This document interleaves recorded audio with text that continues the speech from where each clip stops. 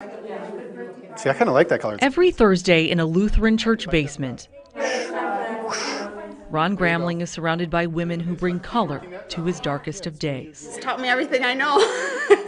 The water's coming along, isn't it? Many of us didn't know that we could even paint. Thin washes of color. In a few years, Ron taught his painting class to craft stunning scenes, A little bit lighter. all while hiding what he once considered an artist's most shameful secret. I don't know that I would have the strength that he has shown. In downtown Winona, Ron's art gallery is filled with Minnesota landscapes and mystical places. But the frames now hold the past, because back in his studio, Like that. he will never paint like that again. Layer upon layer of toe marks. Today, there's no paintbrush in sight, I was going through socks at a very fast pace. only a tower of white socks and his right toe. Well, I'm a foot painter. And that took a long time to tell people that. It took about 5 years to say that, yeah. 5 years ago, Yeah. Yes, Okay. yes, please. the piercing pain began. Ron was a graphic artist by day and painter by night. Because it's the same exact motion of how this injury happened, which is, doing a computer job. And I'd go home and do that same thing with a paintbrush. Here is the arm after surgery. A doctor's diagnosis crippled his career. Cumulative trauma disorder, a near paralysis from overusing his hands. Surgery and medications failed. I lose all feeling from the shoulder down. So right now, there's hardly any feeling from here to here. So the hardest thing for me was that I look normal to people.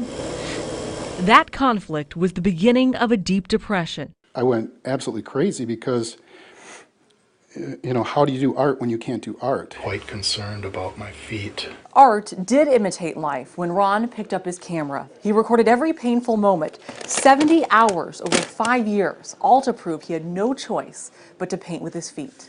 He first put a paintbrush between his toes My feet are extremely sore right now.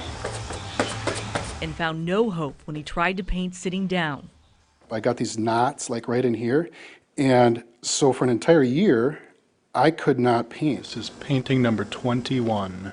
Frustrated, Ron became a recluse. The hours of blank videotape painted at times a frightening self-portrait. It's really frustrating. An artist can wait his entire life for a breakthrough, and finally Ron's Maybe this one will be better. came by accident when one day he dragged his toe across his canvas. And then it's thousands and thousands and thousands of those toe prints built up in layers like that. And there began a ballet of tapping, twisting, and balancing. Using a different part of his body opened up a different part of his mind. When this happened to me, I thought it was the worst thing in the entire world. And after about 3 years, I realized it was the best thing that ever happened to me in my entire world. It took 32 paintings It's called Do You Need to Choose a Side? before Ron realized he had landed back on his feet. His new view of nature became bold and abstract. Even because I thought if I'm bizarre enough to be painting with my feet and telling people that, I might as well truly use the colors that I'm feeling inside, His size 12 signature marks a final step forward. I was hoping that through that I could inspire one person out there. 3, 4, 5 layers if we have to. But back at his class, A little more brown. Ron just may have found his cure when his students capture the beauty of what can be imagined Come over here. and what can be overcome. There's so many more things that we can do just by watching his example.